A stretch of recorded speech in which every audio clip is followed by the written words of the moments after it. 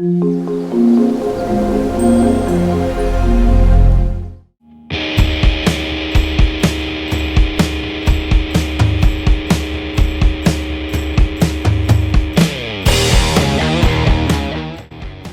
tardes, collaínos y collaínas y vecinos de la Sierra Noroeste de Madrid. Hoy tenemos un nuevo programa de la actualidad municipal con La Voz, con una invitada especial, que ahora os la presento. Primero vamos a presentar a nuestros colaboradores. Marisa Sánchez, ¿qué tal, Marisa? Muy bien. Responsable del programa de Economía de Mujer y toda la asociación femenina y de la radio, y sanitaria, profesional sanitario también. Diego Rodríguez. Diego, ¿qué tal? Buenas tardes. Muy buenas tardes. Politólogo y colaborador habitual del programa, y nuestra invitada especial y ansiada, llevamos tiempo intentando hablar con ella, Mónica García, diputada de Más Madrid, portavoz del Grupo de Más Madrid en la Asamblea de Madrid y anestesista. Es tu profesión. Bueno, ¿qué tal, Mónica? ¿Cómo estás? Muy liada, ¿no? Bueno, un poco, sí. Pero vamos, nada, bien. Me gusta. Me gusta. Me gusta el lío. No hace mucho tiempo estuviste por aquí, porque claro, evidentemente hablar contigo, y en el momento en el que estamos vamos a hablar de pandemia, de situación sanitaria, incluso las consecuencias económicas y sociales. No hace mucho estuviste por aquí, por la Sierra Noroeste, estuviste visitando los hospitales. Creo recordar que el de Collado Villalba ha sido ya un par de veces incluso, si no 3, y estuviste en el de Escorial también. Actualmente, ¿cómo ves la situación aquí en la Sierra Noroeste? En general, más puntualmente, ¿no?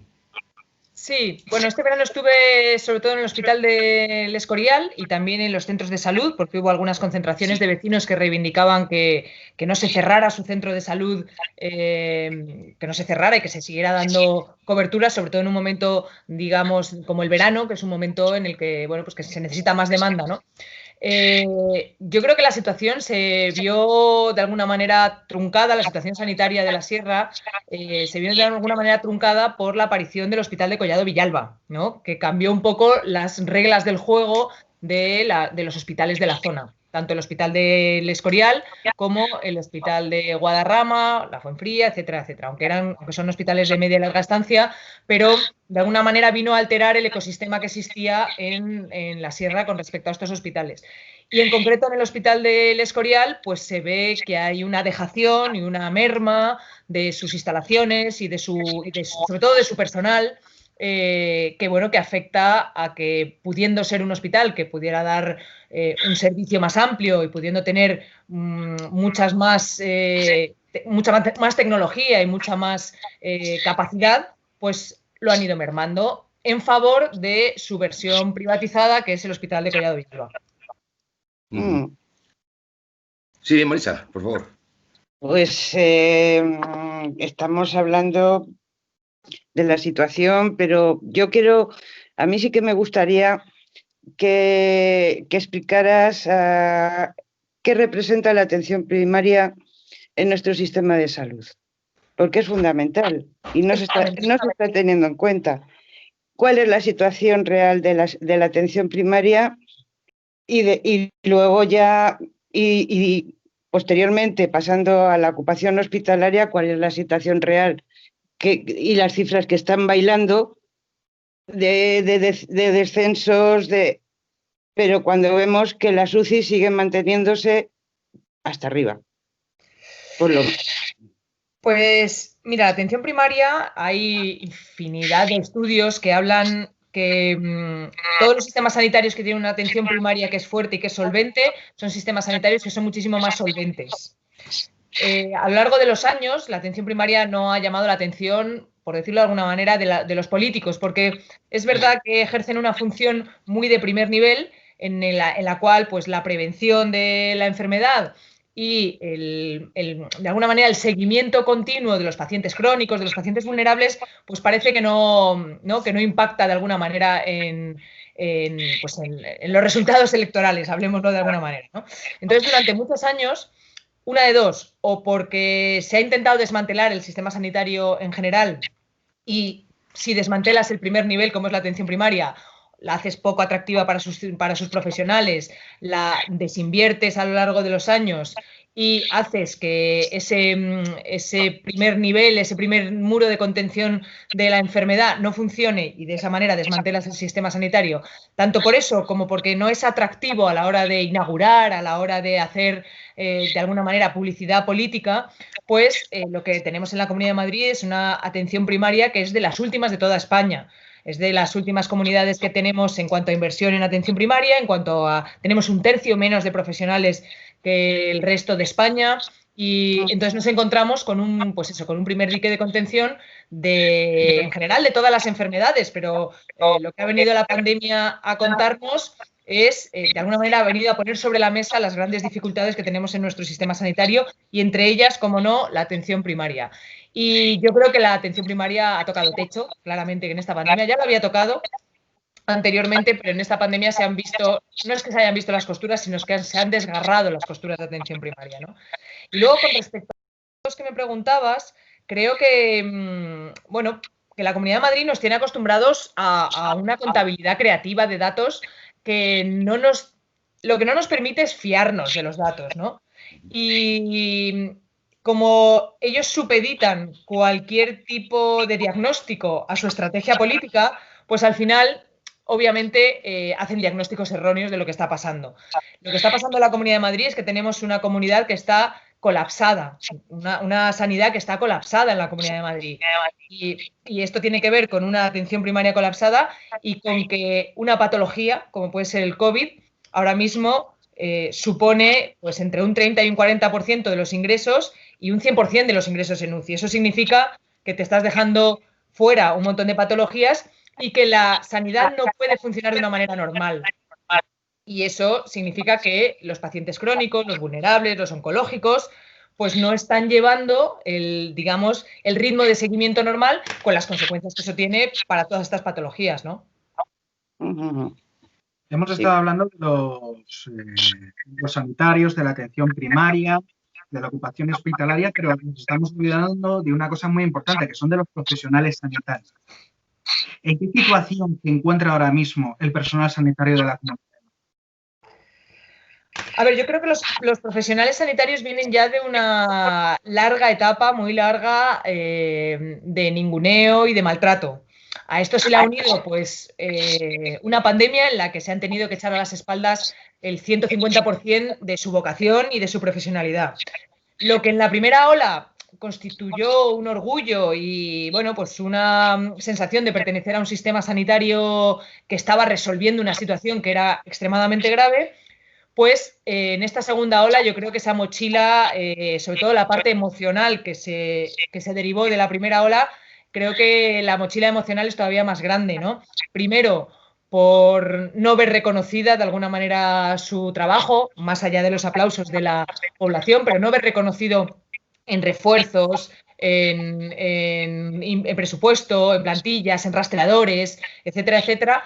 Y segundo, porque no nos esperábamos o no nos merecíamos que esta segunda ola no se intentara contener con las medidas obvias que se estaban tomando en otros países o en otras comunidades, como son, pues eso, rastreadores, vigilancia, radar COVID, etcétera, etcétera, ¿no? No se puso todas las medidas para que la infección de alguna manera se propagase y nos hemos encontrado pues con un paciente mucho más grave de lo que nos podíamos haber encontrado. Entonces yo creo que se ha sumado en esta segunda ola, aparte de esa mochila emocional, pues una sensación de rabia y de frustración, ¿no? Mónica, estamos a punto de entrar, bueno, ya hemos entrado casi en la campaña de la vacunación de la gripe. Aquí en la zona de nuestra sierra tenemos un foco importante del COVID, que ha sido Collado Villalba. Hay una zona que ha sido restringida. Pero claro, tenemos como en la gran parte de la Comunidad de Madrid un montón de centros sanitarios de primera instancia cerrados o al 50%. ¿Qué va a pasar con la vacunación de la gripe? ¿Va a poder llevarse a cabo? ¿Es recomendable que no se haga? ¿Va a facilitar? Porque ha habido un montón de hipótesis al respecto de si es mejor o peor vacunarse contra la gripe ahora mismo.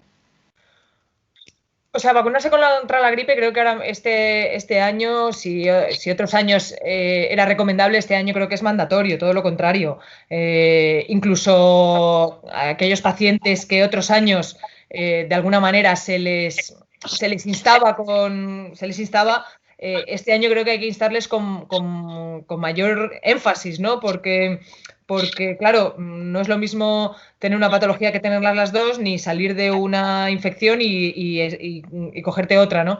Entonces yo creo que este año, aunque hay estudios que dicen que la incidencia de la gripe va a ser menor, porque estamos tomando medidas que ya de por sí bloquean la transmisión de la gripe, pero creo que es una epidemia que podemos controlar de alguna manera, ¿no? Nunca se controla al 100% porque nunca la vacuna es del 100%, pero la podemos controlar y minimizar de alguna manera. Yo siempre pongo el ejemplo de cuál era la situación de nuestro sistema sanitario, teniendo en cuenta que las epidemias anuales, programadas y de alguna manera sistemáticas que se movían en una curva absolutamente más o menos predecible de la gripe, hacían que nuestro sistema sanitario se colapsase. O sea, que eso es un monitor de cuál era el estado de nuestro sistema sanitario previo a esta pandemia, ¿no? Si tenemos un sistema sanitario que no es flexible ni siquiera para abarcar una epidemia como es la de la gripe, obviamente no estábamos preparados para abarcar una epidemia como ha sido la del COVID-19. Y mucho menos tampoco lo que es más fascinante o lo que es más asombroso dentro del esperpento es que no hayamos sido tampoco capaces de prepararnos para esta segunda ola en la Comunidad de Madrid. Entonces, bueno, ya veremos a ver cómo conviven las dos enfermedades en nuestra comunidad, teniendo en cuenta pues, que las medidas están siendo bastante tibias y bueno, pero eso en un momento dado, las medidas mínimas que se han tomado para el COVID-19 también valen para la gripe, entonces seguramente baje también un poco la incidencia este año. Sí, pero lo que decía con respecto a la vacunación, teniendo que tienes que ir a tu centro de atención primaria, pero es que no hay acceso. Los teléfonos no los cogen porque no pueden. Si no decíamos, no hay personal suficiente, hay centros de salud de primera instancia cerrados. ¿Cómo la gente puede acceder a la vacuna? ¿Tienen que ir todos a urgencias a los hospitales?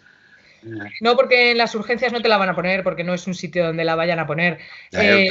Claro, hay una falta de planificación a este respecto que es abrumadora, ¿no? Y cuando nosotros decimos que los centros de salud y el sistema sanitario está colapsado, nos referimos a esto. Nos referimos a que un sistema sanitario en el cual ni siquiera tenga claro cómo, cuándo y dónde se va a vacunar de la gripe, pues es un sistema que ahora mismo no está funcionando, no está siendo accesible a las demandas de la sociedad.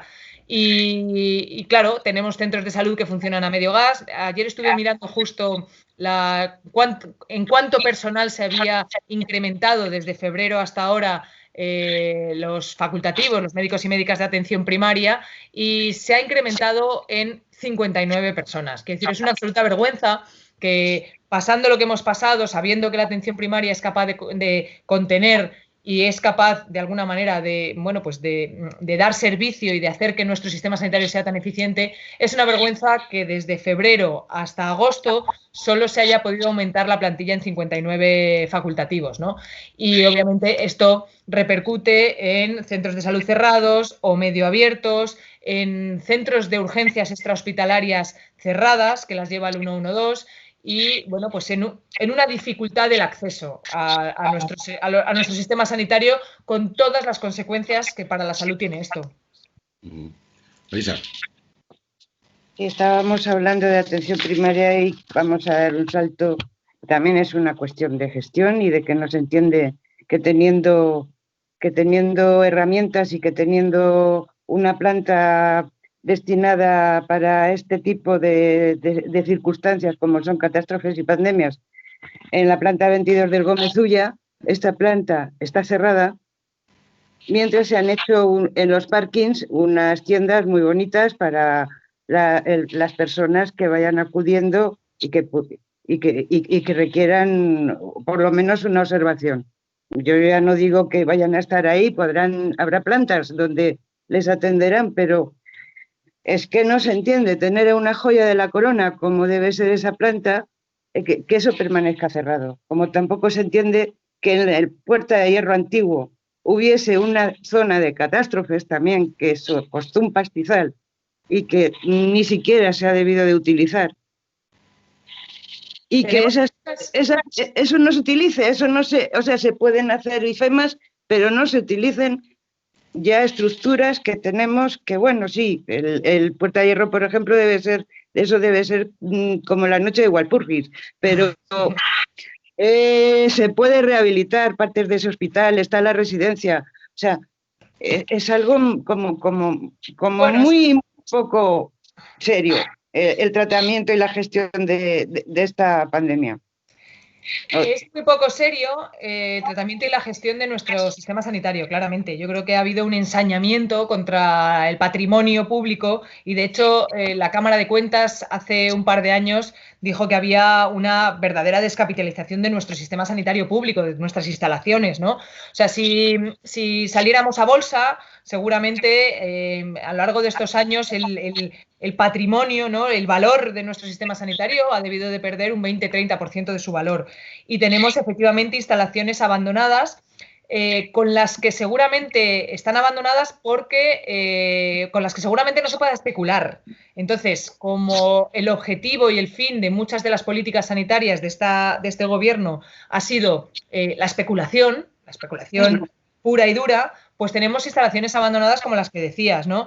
Tenemos el Puerta de Hierro antiguo, tenemos el Instituto Cardiológico del Hospital Clínico, el Pabellón 8 del Hospital Clínico, tenemos módulos enteros de los hospitales que construyó la señora Esperanza Aguirre y tenemos también el Gómez Ulla. Cada uno tiene sus convenios y cada uno tiene sus particularidades, pero hay una particularidad común y es que no ha habido voluntad política de poner en marcha estas instalaciones. Sea para lo que sea, quiero decir, es que tienes instalaciones sanitarias que las podías haber utilizado para investigar, las podías haber utilizado para formación, las podías haber utilizado para camas de media y larga estancia en las cuales la Comunidad de Madrid tiene un gran déficit. Bueno, podías haber aprovechado tus propios recursos y, sin embargo, lo que has hecho ha sido dilapidarlos, los que tienes, envejecerlos y, pues, lo que digo, ¿no?, descapitalizar tu propio patrimonio, ¿no? Es como una salida a bolsa en negativo. Sí. Ya nos has contado lo que estaba pasando en el Puerta de Hierro con el Infanta Leonor y de cómo no están aprovechando este ejecutivo regional los diferentes recursos que ya tienen, en vez de poder hacer un maravilloso hospital milagro en el tema.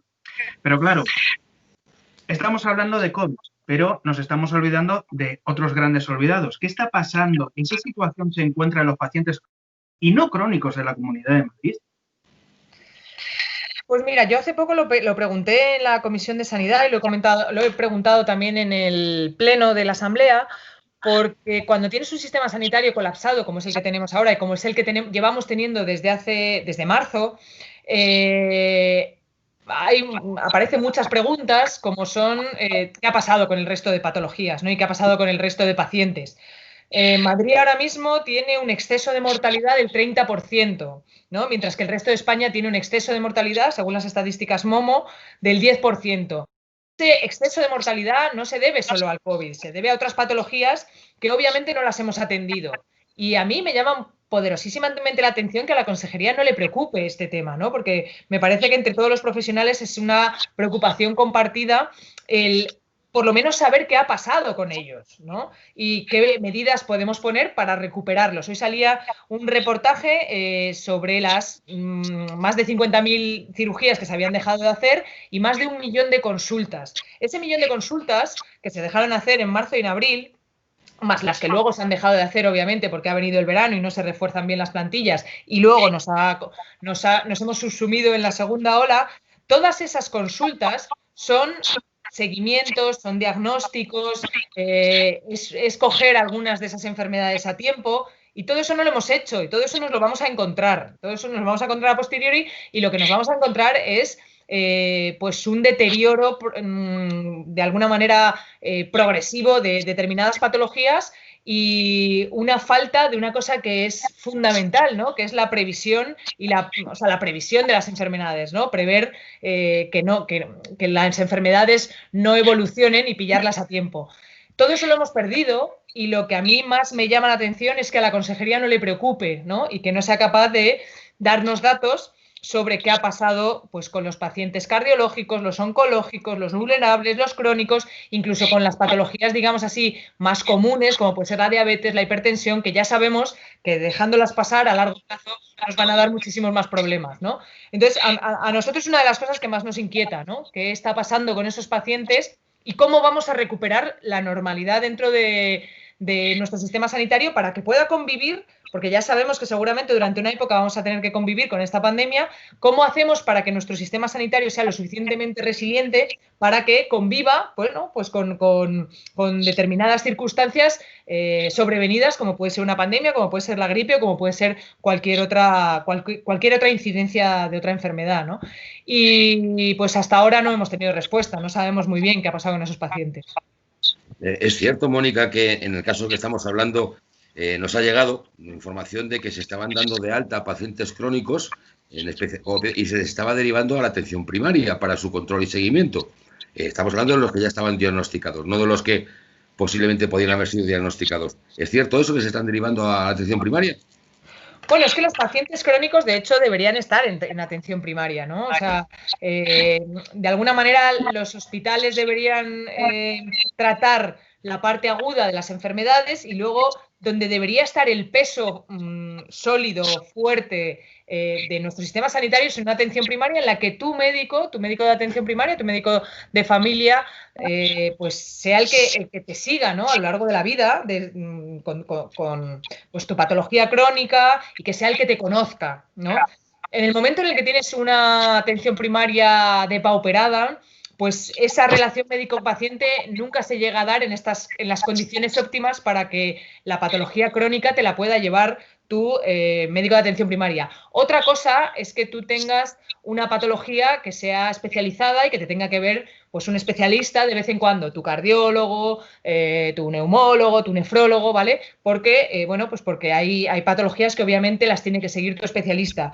Pero realmente los que deberían estar manejando a sus pacientes, ¿no? Porque al final son sus pacientes, es el médico de familia el que debería estar y luego consultando a sus especialistas para las agudizaciones o para las dudas o para temas más concretos, ¿no?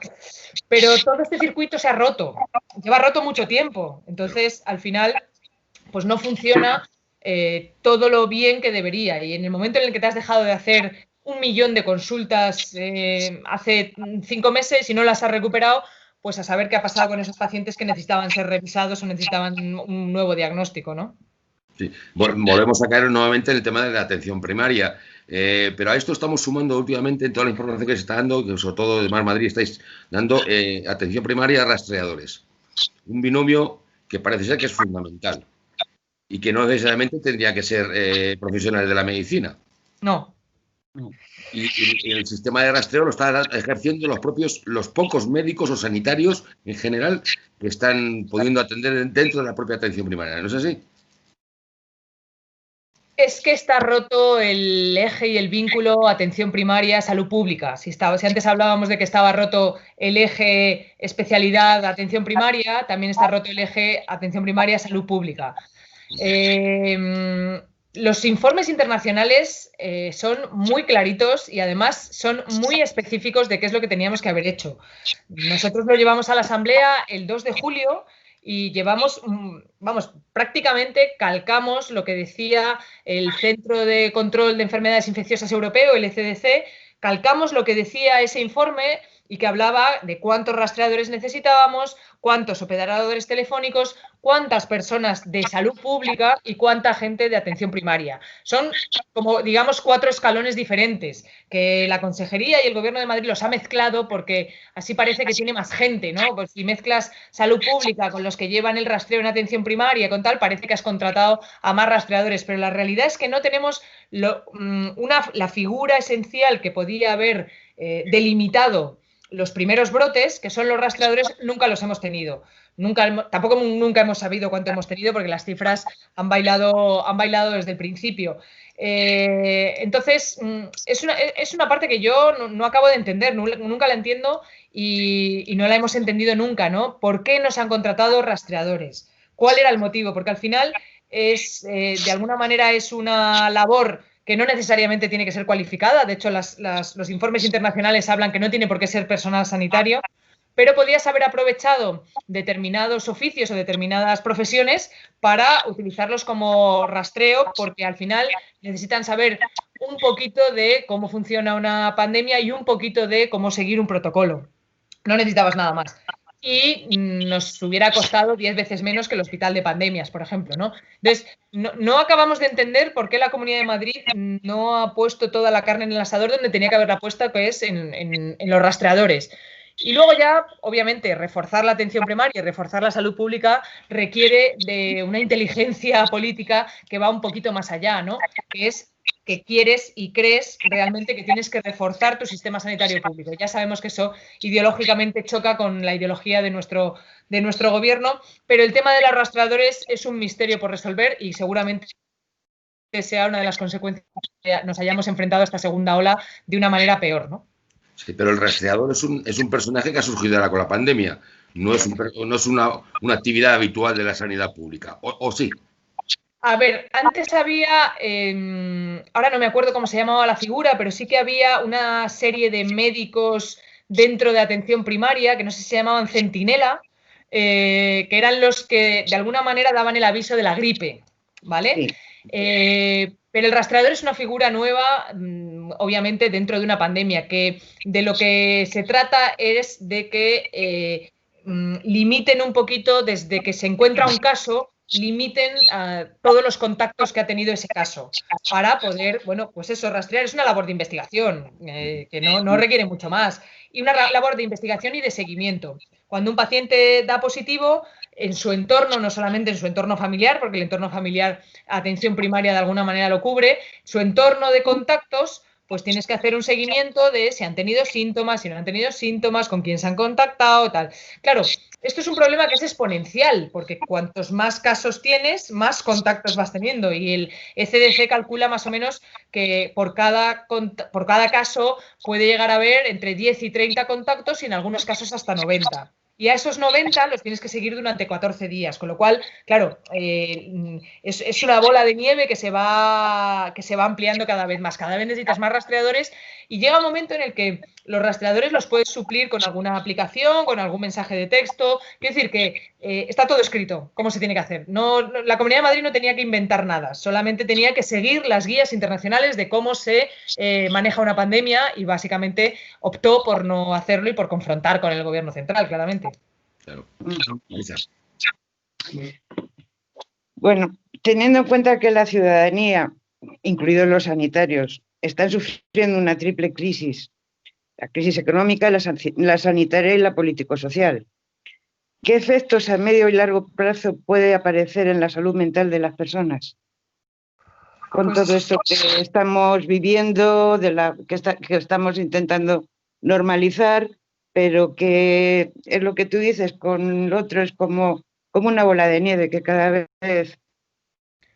Efectivamente, o sea, la salud mental ya venía mermada de antes, y el coste emocional de esta pandemia va a multiplicar el coste emocional de cualquier crisis, porque en uno de los estudios que se ha hecho en España sobre las consecuencias sanitarias de la crisis del 2008, la que peor salía parada y la más perjudicada era la salud mental, ya en la crisis económica del 2008.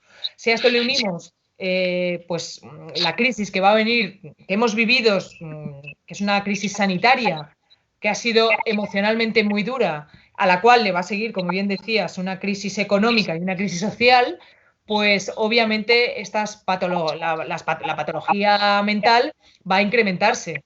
Y tampoco estamos preparados para eso, y tampoco estamos preparándonos para lo que nos viene, ¿no? Seguimos teniendo un sistema sanitario en lo que respecta a la salud mental también descapitalizado y mermado, ¿no? Con unas listas de espera. Hace un año hablábamos de que, por ejemplo, la patología infanto-juvenil tenía una lista de espera de un año, ¿no? ¿Cómo puedes hacer prevención de la enfermedad si a tu hijo o tu hija la van a ver dentro de un año, ¿no? No tiene ningún sentido. Entonces, ya está rota, ya estaba rota el circuito, ¿no? Entonces, la pandemia ha venido a deteriorar todavía más ese circuito, y la Consejería debería estar buscando ahora mismo los medios para poder aplacar esa tercera ola, ¿no? Que la llaman también la emocional y la psicológica, y no lo está haciendo, obviamente. No. Una pregunta. ¿Las personas en situación irregular están siendo atendidas en nuestra comunidad? Y más teniendo en cuenta que constitucionalmente está declarada la sanidad universal. ¿O hay órdenes por parte del Ejecutivo de la Comunidad de Madrid de que no sea así?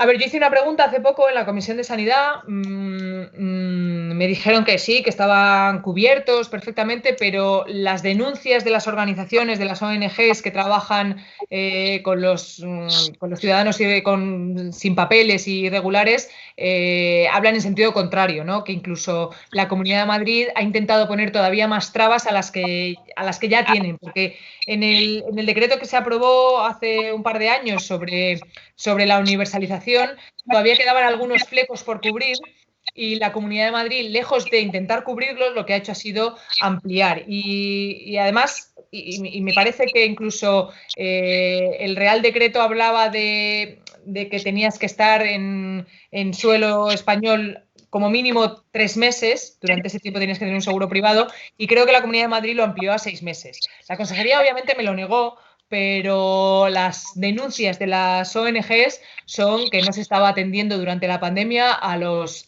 irregulares, a la gente irregular, que es no entender absolutamente de nada de cómo funciona una pandemia y no entender absolutamente nada de lo que implica la universalidad cuando estamos hablando de la salud de todos, ¿no? Efectivamente. Bueno. El coste que está teniendo la pandemia está siendo muy elevado en muchos aspectos. Vamos a hablar de derechos humanos. Derechos humanos, situación de la mujer. Hace muy pocos días hemos tenido el Día Mundial de la Niña. ¿Cómo se encuentra el tema de derechos humanos, de desigualdad en general en nuestra región? Partimos de una región que es la región más desigual de todas las comunidades, ¿no? Y en esto sí que los epidemiólogos coinciden en que la desigualdad en sí misma ya es una enfermedad social. No solamente para el estrato más vulnerable y el estrato, de alguna manera, que tiene que cargar con esa desigualdad, sino para toda la sociedad. Es un lastre. La desigualdad es un lastre para toda la sociedad, ¿no? Y es un lastre en todos los aspectos, aunque no lo parezca, también económico, pero es un lastre en cuanto a enfermedad. Está demostrado que las sociedades más desiguales son las que tienen los peores indicadores en salud. Para todos. Esto es una cosa que yo creo que no se acaba de entender, y que la pandemia ha venido a contárnoslo, ¿no? Ha venido a decirnos, ojo, que esto no solo afecta a los barrios vulnerables, a los barrios del sur y del este, ¿no? Lo mismo que ha pasado con la transmisión de la enfermedad del COVID-19 pasa normalmente con lo que nosotros llamamos los determinantes sociales de la salud. Los determinantes sociales de la salud condicionan que entre el sur y el norte de la Comunidad de Madrid haya una diferencia de esperanza de vida de entre 8 y 10 años. Y esto ya era antes de la pandemia. Ahora esa brecha se ha agrandado y esa brecha lastra la salud de toda la comunidad. Entonces, esto es una cosa que yo creo que deberíamos aprender, o que la pandemia del COVID-19 nos ha venido a enseñar de una manera demasiado abrupta, ¿no? Y demasiado dramática, pero que ya se sabía desde, por lo menos lo de los determinantes sociales de la salud, se sabía desde el año 74, ¿no? Desde los años 70.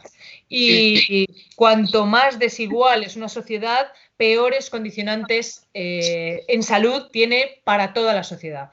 Y o aprendemos esto o mal vamos, ¿no? El otro día me decía un amigo que es economista de la salud, me decía, es más, lo que deberemos hacer es estudiar en qué tipo de sociedad ha impactado una enfermedad, más que ponernos a estudiar esa enfermedad que ha impactado en la sociedad, ¿no? Le vamos a sacar mucho más rendimiento y mucha más eficiencia a ver por qué ha impactado en algunos sitios de la sociedad y de ahí se ha extendido, a estarnos preocupando por qué tipo de enfermedad es y cómo, y de alguna manera mirarle el contexto desde la enfermedad y no desde la sociedad, ¿no? Creo que si somos capaces de mirar desde la sociedad, mirando cómo ha llegado la enfermedad, entenderemos cómo llegan el resto de enfermedades también.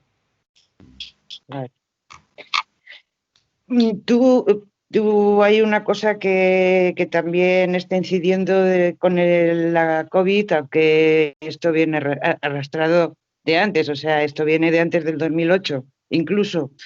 ¿Habrá una respuesta a los bancos de alimentos en forma de ayudas por parte de la Administración regional, o también vamos a obviar a todos estos, no, es que se está obviando, a todos estos vulnerables que en cualquier momento podemos ser cualquiera Todos, de nosotros? Claro. O sea, porque esto es así, O sea, si algo que ha pasado es que se ha socializado la vulnerabilidad, ¿no? Se ha socializado y todos nos hemos visto de alguna manera, los que tenemos ese mecanismo de empatía, porque hay quienes yo creo que viven al margen de la sociedad y no son capaces de empatizar, ¿no? Pero sí que se ha visto una socialización de esa vulnerabilidad. Y bueno, lo hemos visto con el ingreso mínimo vital y con las becas del comedor. Se las han quitado las becas de comedor a aquellos que estaban recibiendo el ingreso mínimo vital y han incrementado, retorcido 2 vueltas de tuerca más a los trámites burocráticos para cobrar tanto la renta mínima de inserción como el ingreso mínimo vital, ¿no? Bueno, una sociedad que aprieta a los de abajo y que burocratiza a los de abajo para que ponerles trabas a la hora de llegar a determinadas ayudas y, sin embargo, aprueba una ley del suelo para flexibilizar la especulación con el suelo. Es que no hay más, no hay nada más que preguntar, señorías, si estuviéramos en un juicio. Efectivamente. Bueno, Dieguillo. Vamos a ver, ¿qué razones han dado para la reapertura del CIE de Aluche? ¿Qué razones han dado? La reapertura del CIE de Aluche. Pues si te soy muy sincera, no lo sé qué razones han dado. Yo creo que es que nunca ha habido voluntad de cerrarlo, ¿no? Esto es como todo. A mí me gusta ver la política como un diagnóstico, ¿no? Y un tratamiento y, bueno, seguramente coincidamos en el diagnóstico y no en el tratamiento. Y aquí hay un tema de voluntad política.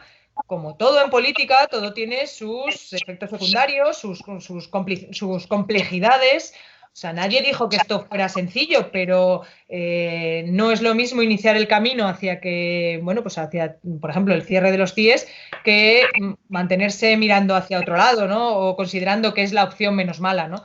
Entonces, creo que, como en muchas de las cosas que ocurren en este país y en otros, tiene más que ver con una voluntad política que con otra cosa. Y luego ya la argumentación gira en torno a eso. Luego ya la argumentación puedes hacer la que creas necesaria, ¿no? O un sector de la población que habitualmente no hablamos de él, los reclusos en las cárceles. Hablamos de gente ilegal, hablamos de menores en las calles, hablamos de tal, pero tenemos una población importante que, por los motivos que sean, no vamos a entrar en ello, tienen confinada su libertad por una serie de delitos. ¿Se sabe, se ha hecho alguna valoración en qué situación se encuentra esta gente con la pandemia?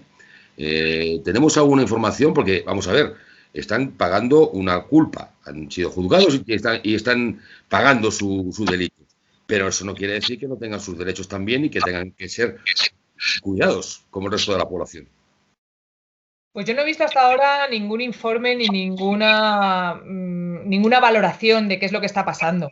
Sí que es verdad que nosotros en la Asamblea hemos llevado, por supuesto previo a la pandemia, el tema de cómo se estaba tratando tanto a los pacientes VIH como a los hepatitis C, ¿no? Si estaban teniendo de alguna manera el mismo acceso que tenía otro paciente, ¿no? Porque al final no dejan de ser pacientes todos. Y bueno, entonces había ONGs que denunciaban que obviamente tenían un menor acceso a los tratamientos o una dificultad, ¿no? A la hora de tratar sus patologías. Pero, sinceramente, en lo que es en la pandemia, no he visto yo ningún informe ni ningún análisis de qué es lo que ha ocurrido y cuándo ha ocurrido. Ha salido alguna noticia, pero no ha habido un diagnóstico global ni un diagnóstico, ¿no? Así que iluminara un poco, ¿no? Que pusiera luz, efectivamente, en esos sitios oscuros de nuestra sociedad en los que no nos llega en los que no llegamos, ¿no? Porque habitualmente se puede considerar que son centros, sobre todo centros penitenciarios, que son centros en los que habitualmente existen, llamémosle micropandemias, habitualmente determinadas enfermedades por el confinamiento. Claro, yo creo que hay enfermedades que tienen, pues, tienen una mayor incidencia, ¿no? Y en las cárceles o en los centros penitenciarios. Y obviamente los recursos que tienes que poner, esto es como todo, ¿no? Depende de la incidencia que tengas y de qué enfermedades tendrás que poner esos recursos. Y bueno, pues ahora mismo actualmente yo no tengo datos de cómo ha evolucionado la pandemia en los centros penitenciarios, no me lo sé. Parece que, vamos, yo la poca información que puedo tener, que es de Amnistía, sí que han hecho un llamamiento diciendo que la situación no es nada estupenda. Están junto con otras ONGs pidiendo que sobre todo mayores y los que están más vulnerables que puedan ser excarcelados, independientemente del delito que hayan cometido. O sea, porque aquí estamos, lo que tú mismo has dicho, hablando de personas que están enfermas y que por lo tanto, o sea, no puede ser el condenarles al ostracismo y a una situación que sanitariamente no están tampoco, o sea, es que es un desastre, por lo que parece. Con lo cual, pues tampoco nos tiene que extrañar mucho. Hacinación, pues ahí está ya todo el caldo preparado. Sí, yo sí que sé que hay muy buenos profesionales en la sanidad penitenciaria, lo único que efectivamente, y tienen relación con varios hospitales de la Comunidad de Madrid, porque uno de los hospitales, el Hospital 12 de Octubre y el Gregorio Marañón, tienen una unidad de custodia, ¿no? donde se ingresan a los pacientes que vienen de los centros penitenciarios. Pero ya digo que lo que es el impacto de la pandemia en estos centros no tengo los datos, entonces no me gustaría hablar de algo de lo que no conozco. Vale. Me toca a mí. ¿Cómo se está ocupando esta comunidad de los menores no acompañados, los famosos MENAs, de los sin techo? O sea, viene el invierno y los sin techo ya de por sí están viviendo una situación bastante tremenda como para pensar que el invierno van a ser mucho más vulnerables al virus y a cualquier otro tipo de infecciosa por la situación en la que viven y incluso peligrosa por la situación en la que viven. También hay una cosa que a mí me preocupa, nos preocupa, que es la situación en los prostíbulos. Ese es otro foco que puede ser de transmisión tremendo y parece que se están haciendo también una serie de juegos de malabaristas para seguir con el negocio. Entonces, es que se ve, vamos, habla tú.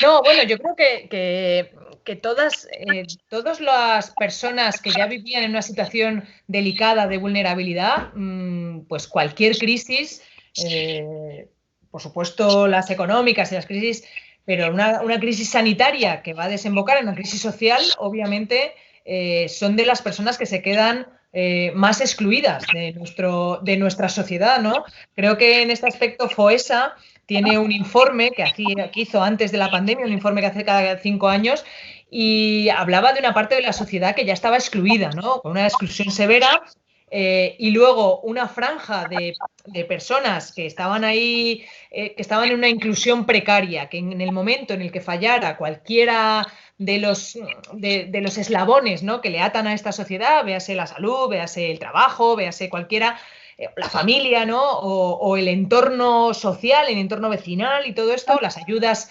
más, bueno, pues a través de asociaciones, tal, en ese momento iban a caer en la exclusión social.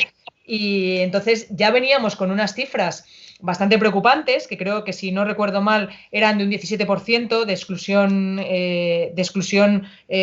¿cómo se llamaba? Había una exclusión que era severa y otra exclusión que era moderada, o por llamarlo de alguna manera, no eran esas exactamente las palabras, pero más o menos, ¿no? Y había casi un 10% de gente que ya estaba excluida socialmente y que era muy difícil que se reenganchara con esta sociedad.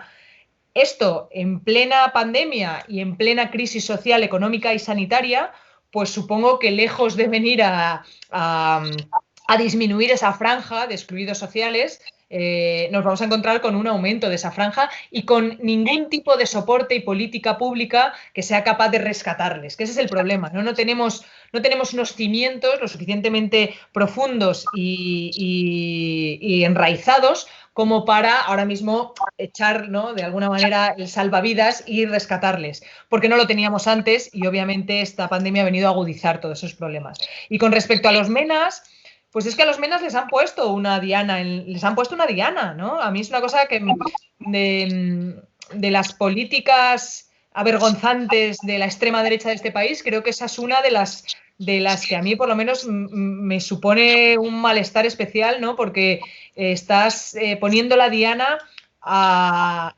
menores no acompañados, que ya solo el título, ¿no?, te da, a los que tenemos empatía social, nos da un escalofrío, ¿no?, de pensar que hay menores no acompañados, y a los que tenemos hijos y a los que nos podemos poner en la situación de ese chaval o de esa chavala, ¿no?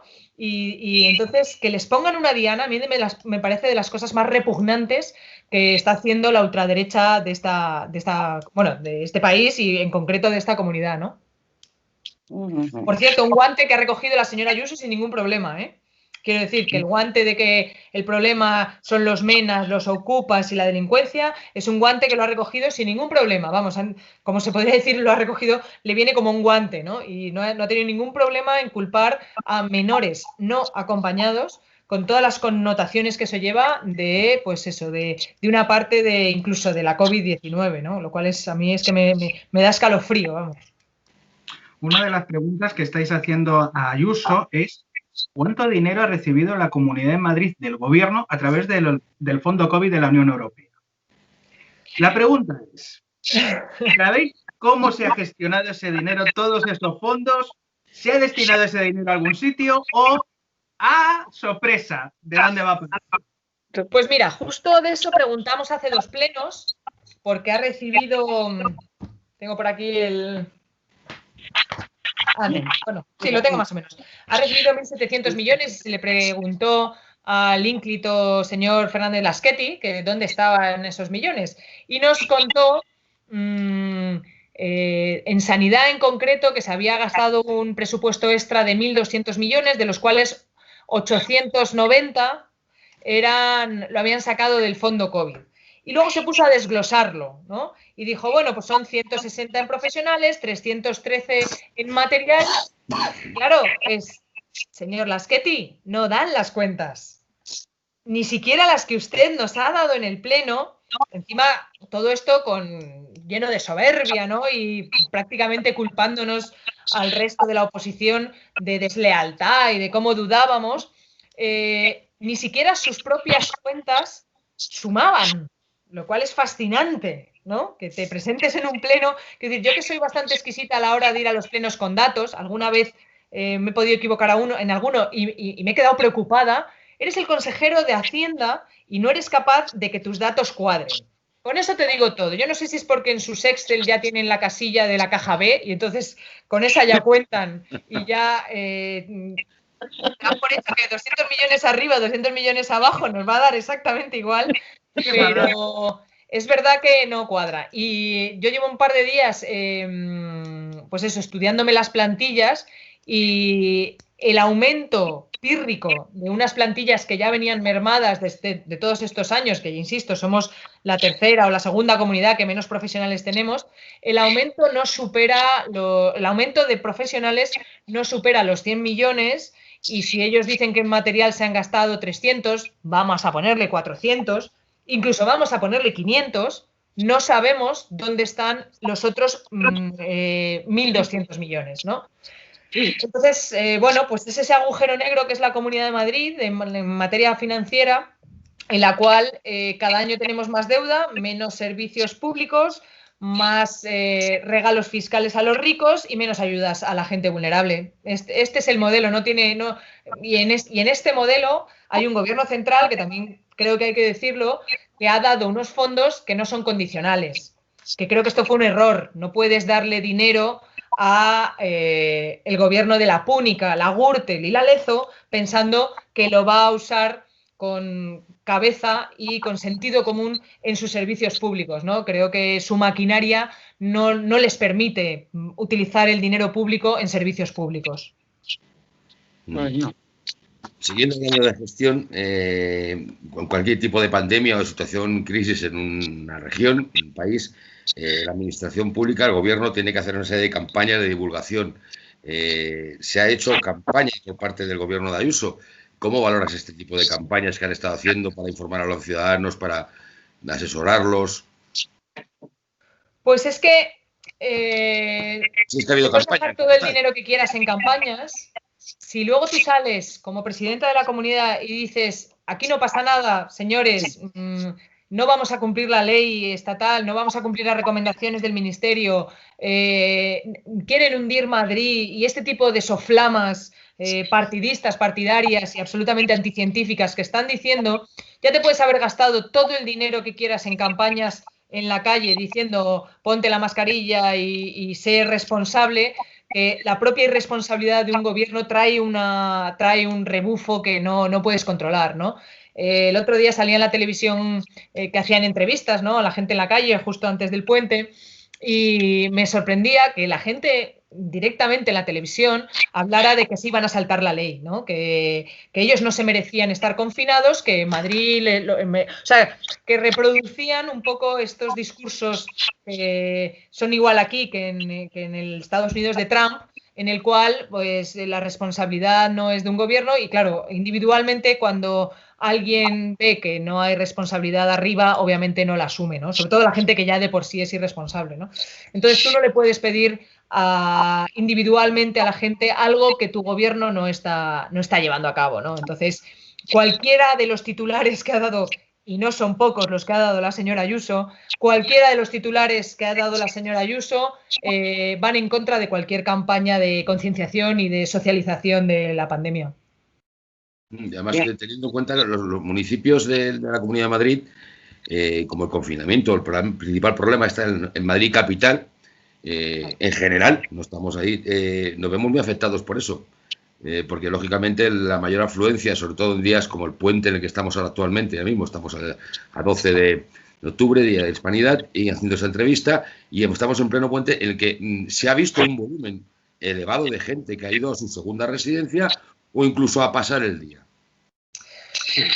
Claro, porque es que es que tienes una presidenta que te está diciendo que ella misma va a recurrir la ley que salió de una reunión en la que se habían sentado ellos con el ministerio. Si es que es todo.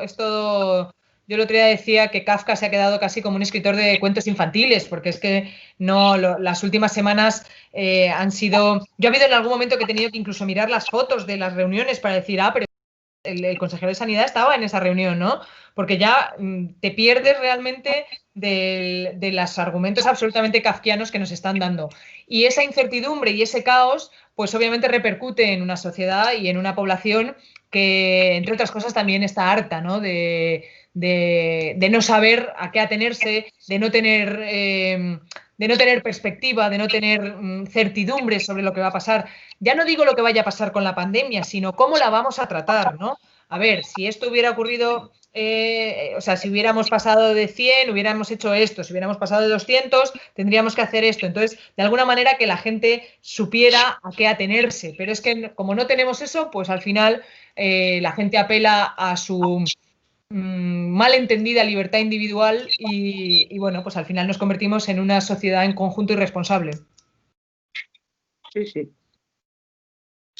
Sí, Marisa, tenías una pregunta de educación, sobre el tema de educación, si no recuerdo mal. Sí. ¿Cuál es la situación real de la educación pública en estos momentos y qué incidencia está teniendo la COVID en los centros? ¿Qué respuesta está dando la administración regional para tranquilizar? Que más que tranquilizar es para contarles lo que hay a las familias. ¿O únicamente han hecho eso? Dejarles la tostada también a los docentes. Bueno, y yo creo en que una situación dramática también de sí, que se junta todo. O sea, la Comunidad de Madrid es una comunidad de las más ricas de Europa y la que menos invierte en sanidad, la que menos invierte en educación, la que menos invierte en servicios sociales. Creo que el diagnóstico lo podemos trasladar a los tres ámbitos tranquilamente, sabiendo que sus políticas han sido exactamente las mismas en los tres ámbitos. Solo había que ver la cara, yo tengo críos pequeños, la cara de los profesores y profesoras y los directores, en mi caso una directora, el primer día de cole, para saber la angustia con la que han tenido que vivir este reinicio del colegio, la incertidumbre y la responsabilidad que no les tocaba. ¿Vale? Creo que ya los profesores y los docentes y las profesoras tienen suficiente responsabilidad en esta sociedad para garantizar el derecho de nuestros niños y niñas a tener una educación de calidad, equitativa, etcétera, como para encima ponerles en la mochila la responsabilidad de la salud de nuestros hijos e hijas, ¿no? Entonces, yo creo que las caras eran un poema y luego, obviamente, todas las promesas incumplidas, ¿no? Que salga un gobierno regional a decir que va a bajar las ratios un día 26 de agosto, que va a traer no sé cuántas tablets, no sé si eran 70.000 tablets, que iban a traer módulos y que el 12 de octubre, por ejemplo, hoy, no haya nada de eso en los centros educativos, es una vergüenza y es otro síntoma más de que tenemos un gobierno absolutamente en descomposición y que no se va a hacer cargo de nosotros. Ya está, nos ha quitado el cinturón de seguridad y una vez quitado el cinturón de seguridad ha apretado el acelerador de su liberalismo salvaje y aquí paz y después gloria y a ellos apañéis, ¿no? Y entonces yo creo que, bueno, pues en los colegios y los institutos pues se hace lo que se puede, pero a costa de la educación, de uno de los pilares básicos de cualquier sociedad, ¿no? Como es la educación. Efectivamente. Sí, Diego. Dos últimas preguntas y muy rápidas. Venga. Dos temas muy importantes. El primero, ¿en qué situación se encuentra el Metro de Madrid? Vamos a volver otra vez a ver 20.000 leguas de viaje submarino dentro del metro. Va a haber más trenes, se va a contratar más gente. Y segundo, y creo que todavía más importante, ¿cómo están nuestros mayores en la residencia de mayores? Pues lo del metro lo sabemos porque lo vemos, pensamos. Lo de las residencias, pues luego no lo sabemos porque no lo vemos. Uno de los problemas que tuvimos en la primera ola es que al tener un 90% de las residencias de mayores privatizadas, no teníamos ojos para saber lo que estaba pasando cuando ya de alguna manera la situación se había desbordado hasta esos puntos, ¿no? Absolutamente dramáticos. Pues sí, entonces lo pudimos ver, pero no pudimos ver lo que pasó hasta ese momento. Y ahora mismo si te vas a las estadísticas de la propia comunidad, sí que siguen falleciendo, obviamente no fallecen al mismo ritmo que fallecieron en la primera ola, porque fue bueno, casi se diezmaron, ¿no? Las residencias de ancianos, de mayores, y yo creo que no hemos sido capaces tampoco de analizar y de diagnosticar la gravedad de lo que pasó allí, ¿no? Que tiene que ver con muchas cosas, con un modelo de residencias low cost, con una política seguramente en la que los mayores ya no son productivos y de alguna manera ya no nos interesan como sociedad, y un trato a los mayores en el que hemos sido incapaces con nuestro yo del futuro, ¿no? Lo cual es ya el colmo de la falta de empatía, ¿no? Hemos sido capaces de decir, bueno, como si los mayores fueran una especie étnica, ¿no? Como una etnia aparte que no tiene nada que ver con nosotros y claro, bueno, pues eso tiene que ver mucho con una sociedad individualista y egocéntrica, ¿no? En la cual no somos capaces, insisto, ni siquiera de empatizar con nuestro yo del futuro. Y con respecto al metro, pues es que volvemos otra vez a problemas estructurales de una falta de voluntad política a la hora de arreglar los problemas comunes, ¿no? Ciudades pensadas para el coche particular y bueno, pues sí, claro, es que el gobierno regional tiene que tener un metro, pero no es porque quieran tenerlo, ¿no? Y entonces, pues sí, lo tienen que mantener, pero a duras penas. Entonces nos encontrábamos como con lo que decías de 20.000 leguas de viaje submarino y 20.000 personas hacinadas en los vagones, ¿no? Bueno, son soluciones que no son cortoplacistas y como básicamente tenemos un gobierno y hemos tenido unos gobiernos en la Comunidad de Madrid que solo han mirado por el efecto electoralista y el efecto, ¿no? El efecto placebo de inaugurar geles, hidrogeles en el metro el no sé qué día de septiembre, ¿no? Y de la inundación. Es todo un chiste, ¿no? Si no fuera tan dramático, sería, o sea, visto en perspectiva desde otros países sería un chiste, visto desde el nuestro es un drama social incalculable, ¿no? Sí. Además, tú lo has dicho y en eso yo no sé si también se ha fallado. Yo nunca busco ni comprar ni vender miedo ni situaciones de estas un poquito oscuras, ¿no?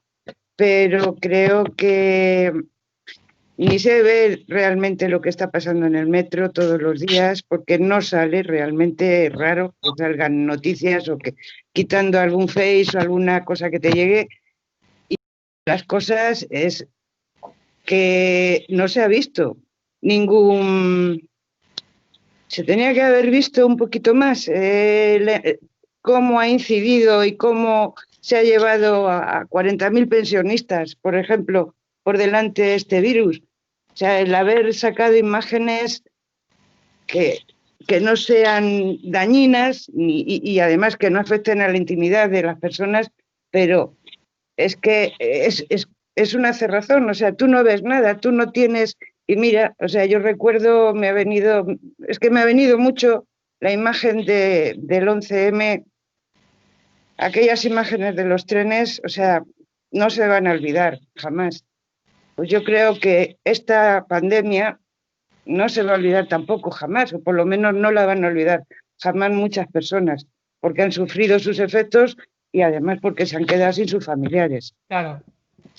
Entonces yo creo que ahí ha habido un poquito también de solapamiento y de un poquito de lavar la cara a lo que estaba sucediendo. Y eso también atenta contra la libertad de expresión y de recoger esa expresión los ciudadanos o los súbditos, lo que seamos. Yo creo que es verdad que es un equilibrio complejo entre sacar imágenes de lo que ha pasado y no cruzar la línea, ¿no? Del morbo o del exhibicionismo, pero sí que es verdad que, por ejemplo, los fotoreporteros se quejaban de que no han podido tomar imágenes de la historia, ¿no? Entonces... es verdad que al final la historia también se recuerda por imágenes, ¿no? Que no tienen por qué ser ni especialmente morbosas ni especialmente duras, pero sí que deben demostrar lo que está pasando, ¿no? Y ha habido muy pocos fotoreporteros a los que les hayan dejado, por ejemplo, entrar en un hospital y por supuesto, en una residencia. Y bueno, pues ahí lo que funciona es el cerebro empático, ¿no? Que yo no necesito ver a todos y cada uno de los 7.000 mayores fallecidos, pero te imaginas, ¿no? El drama individual, familiar y social que hemos vivido, ¿no? Pero bueno, pues sí, eso es así, ya ha ocurrido y ya está. Y efectivamente faltan documentos gráficos de qué es lo que ha pasado. Bueno, pues vamos a ir terminando, pero sí me gustaría, antes de terminar, pedirte dos cosas. Un análisis o reflexión breve de cuál es la estrategia del gobierno de Isabel Díaz Ayuso, del Partido Popular, Ciudadanos y Vox, o cómo tú ves o se intuye qué estrategia están teniendo con respecto a la pandemia. Y una recomendación, ¿qué recomendarías tú a los madrileños y madrileñas? ¿Cómo deben de afrontar todas estas cosas que estamos viendo a lo largo del programa de aquí en adelante? Pues a ver, estrategia, me encantaría decir que tienen una estrategia que sea otra más allá de la confrontación política y del barro político, ¿no? La verdad es que da verdadera pena ir a la Asamblea de Madrid y ver cómo se deteriora y se denigra la política hasta esos límites, ¿no? Cómo puedes preguntar por cualquier cosa y te acaban contestando en plena pandemia, que si comunismo, que si terrorismo, es decir, la denigración de la propia política que vivimos en la Comunidad de Madrid y en la Asamblea de Madrid, que yo siempre digo que hacemos política de tercera regional, pues eso tiene consecuencias, ¿no? Y al final, pues eso, te encuentras con un hartazgo y un hastío de la sociedad en la cual al final, bueno, pues la imagen es que la política no sirve para nada, cuando yo creo que ahora es cuando se necesita más política, más altura política, más debate, ¿no? No confrontación, debate político. Hablemos de qué es lo que ha pasado en las residencias de una manera sosegada, analizando y siendo capaces de hacer casi una sesión clínica, ¿no? De qué es lo que ha pasado y cómo podemos no volver a repetirlo, ¿no? Pero, bueno, pues la estrategia básicamente es una estrategia que funciona aquí, le funciona a Trump, le funciona a Bolsonaro, que es la de la confrontación, la del escándalo, la de la noticia salida de tono. Y eso, pues supongo que a ellos les dará réditos electorales y réditos políticos, pero al final adelgaza una sociedad y una masa crítica política que creo que es imprescindible. Y lo que me preguntabas, que cuál es la recomendación, pues yo creo que la gente tiene que empezar a pensar en política de una manera crítica y de una manera, de alguna manera, alejada de estos estereotipos, ¿no? Que casi son futbolísticos, ¿no? De mi partido, del partido, los bolivarianos y tal, ¿no? Sino a ver si somos capaces de ser una sociedad que le importe la política y que le importe la lex artis politica, aquellos políticos que realmente al final no saben salir del barro, no quieren salir del barro y no quieren hacer más que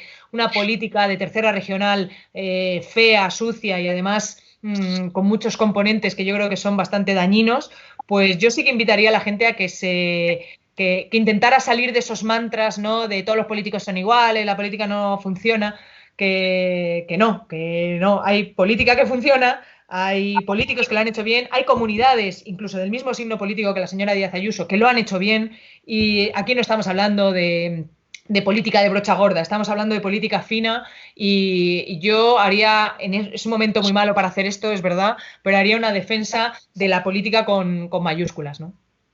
Muy bien, Mónica García, diputada de Más Madrid, de la Asamblea de Madrid, portavoz del grupo parlamentario y médica anestesista. Muchísimas gracias por haber estado con nosotros esta tarde, informándonos, contándonos y aclarándonos muchas cosas a todos los vecinos de Collado Mediano y de toda la Sierra Noroeste. Marisa, Diego, muchas gracias por vuestra participación e información, y a todos ustedes, nuestros queridos oyentes, emplazaros para el siguiente programa y esperemos que haya sido de interés esta información que nos está facilitando Mónica. Y a todos, mucha precaución, mucho ánimo y sigamos principalmente las recomendaciones médicas para poder salir todos juntos de esta pandemia. Muchas gracias a vosotros y nada, a seguir juntos. Venga. Chao. Chao. Chao.